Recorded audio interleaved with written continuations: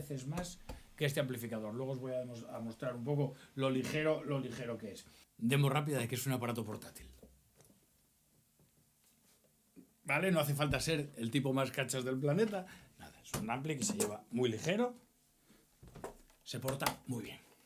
Esto es una pantalla con un 12, con 12 pulgadas, un altavoz de 12 pulgadas de neodimio y son muy ligeros, muy ligeros. Y este cabezalillo, pues te lo puedes llevar en cualquier mochila, porque esto pesará un par de kilos y eso te lo puedes llevar en cualquier mochila y en cualquier formato. Tiene una salida por si no llevas la pantalla directamente, si quieres salir de aquí a mesa o a monitores y listo. ¿Qué pasa? Existen grandísimos sistemas modernos a día de hoy de simulación de amplificadores, cargadores de IRs, todas estas cosas.